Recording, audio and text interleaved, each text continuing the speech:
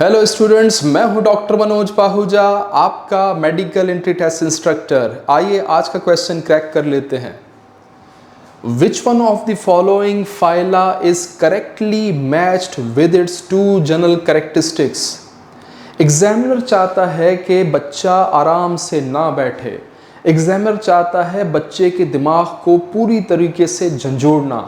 Examiner को task दिया जाता है कि आपने ऐसा टेस्ट बनाना है जिसमें बच्चा कंफ्यूज हो जाए, ऑप्शंस में फंसा रह जाए और अच्छे मार्क्स हासिल ना कर सके। लेकिन उस एग्जामिनर को नहीं पता कि जो हमारा बच्चा है वो मेंथोल खाता है।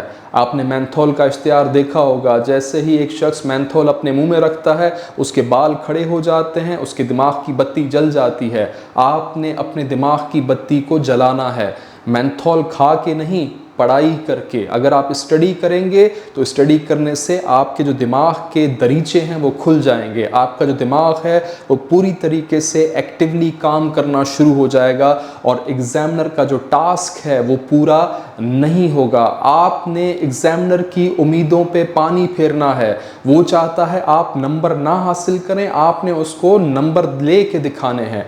अगर आप ऐसा फैसला करके चलेंगे तो ज़रूर कामयाब होंगे।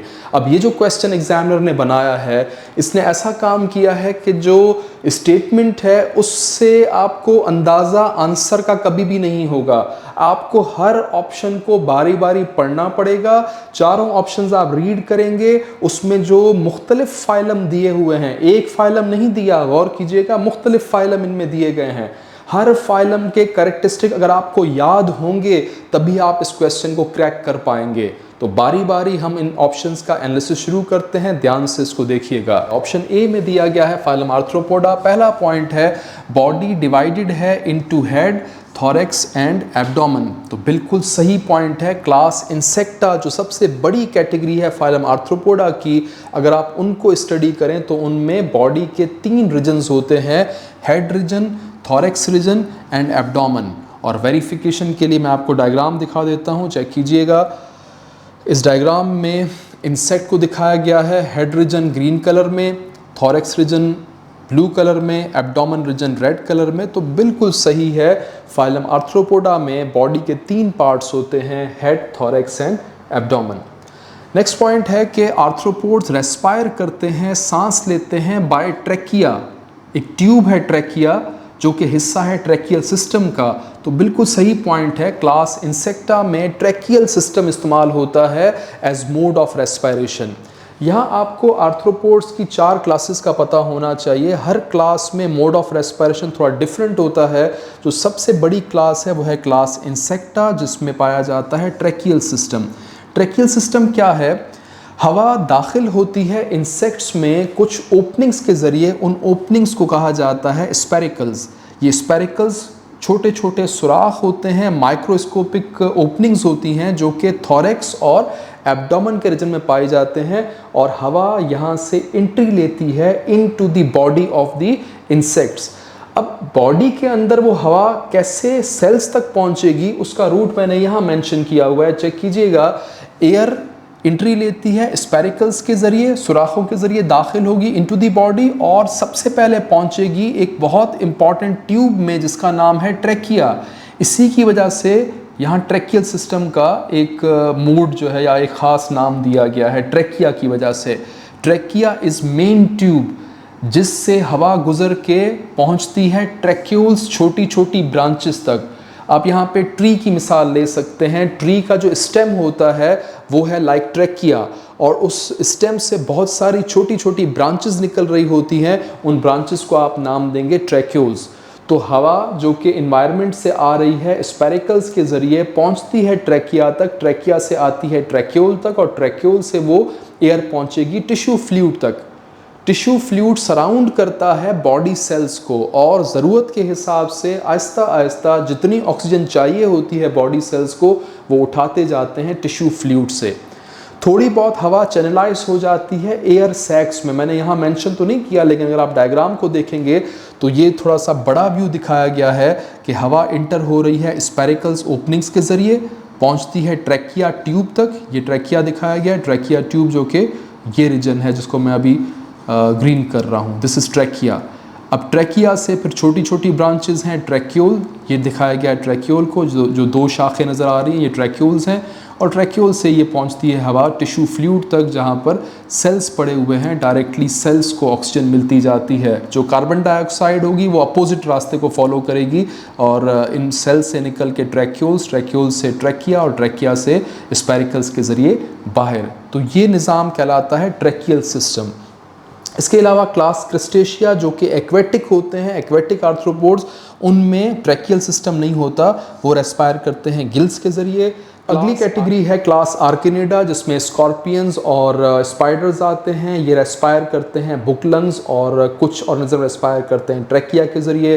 बुक लंग्स स्पेशलाइज्ड ऑर्गन्स हैं, लंग्स से मैच करते हैं, लंग्स की तरह रेस्पायर करते हैं, लेकिन इनकी जो शेप है वो हमारे बुक के पेजेस से मैच करती है, इसलिए इसको नाम दिया गया है बुक लंग्स का। चौथी कैटेगरी है क्लास मायरापोडा, सेंटीपेड्स और मिलीपेड्स, इनमें रेस्पायरेशन का निज़ाम है ट्रैकियल सिस्टम। तो हम कह सकते हैं कि जो रेस्पायरेशन का मेन मोड है वो है ट्रैकियल सिस्टम या ट्रैकिया के ज़रिए। तो ऑप्शन ए के दोनों पॉइंट्स बिल्कुल करेक्ट है। मेरे हिसाब से जो क्वेश्चन की डिमांड थी वो हमने फुलफ़िल कर दी है। दो कैरेक्टरिस्टिक्स जो एक्यूरेट हैं वो ऑप्शन ए में आ रहे हैं, ऑप्शन ए हमारा करेक्ट आंसर है। आपने क्वेश्चन क्रैक कर लिया है, लेकिन फिर भी आपको दूसरे ऑप्शंस पढ़ने चाहिए। ऑप्शन बी है फाइलम कॉर्डेटा। पहला point notochord at some stage, बिल्कुल सही पॉइंट है। फाइलम कॉर्डेटा में एम्ब्रियोनिक स्टेज में आपको लाजमी मिलेगा नोटोकॉर्ड, बाद में वो रिप्लेस हो सकता है बाय सम अदर स्ट्रक्चर, लेकिन एम्ब्रियोनिक स्टेज में नोटोकॉर्ड लाजमी पाया जाता है। ये पॉइंट बिल्कुल ठीक है। लेकिन अगला पॉइंट चेक करते हैं, separate anal and urinary openings to the outside, ये पॉइंट गलत है। जो बर्ड्स की कैटेगरी है, बर्ड्स क्लास एवीज, उनमें सेपरेट ओपनिंग नहीं होती। जो एनल ओपनिंग है जहाँ से फीसिस वेस्ट मटीरियल रिलीज होता है, और जो यूरिनरी ओपनिंग है जिससे यूरिन पास होता है, वो बर्ड्स में कॉमन है। Keep in mind, class aves में एनल ओपनिंग और यूरिनरी ओपनिंग जो है वो कॉमन होती हैं, सेपरेट नहीं होती। तो ये पॉइंट गलत हो जाता है, इसलिए हम ऑप्शन बी को एक्सक्लूड कर रहे हैं। ऑप्शन सी चेक कीजिएगा, अकाइनोडर्मेटा। अकाइनोडर्मेटा में पहला पॉइंट ठीक लिखा गया है, पेंटामेरस रेडियल सिमेट्री। अब ये क्या है पेंटामेरस रेडियल सिमेट्री, चेक कीजिएगा। पेंटामेरस नाम से पता चल रहा है 5 ऐसी रेडियल सिमेट्री है जिसमें आपको मल्टीपल प्लेन्स को यूज करना पड़ता है। रेडियल सिमेट्री ऐसी एक सिमेट्री है, ऐसा प्लान है बॉडी का जिसमें अगर आप मल्टीपल प्लेन्स को यूज़ करें, एक प्लेन नहीं multiple plane, Y axis X axis, वहाँ से आप इमेजिनरी प्लेन्स को पास कर रहे हैं, तो अगर आपको मल्टीपल प्लेन्स यूज़ करने के बाद 5 इक्वल पार्ट्स मिलें बॉडी के, तो इसे नाम दिया जाएगा पेंटामेरस रेडियल सिमेट्री। नीचे लिखा हुआ है। सी स्टार एक ऑर्गेनिज्म है जो कि फाइलम अकाइनोडर्मेटा से बिलोंग करता है। It is an example of penta radial symmetry.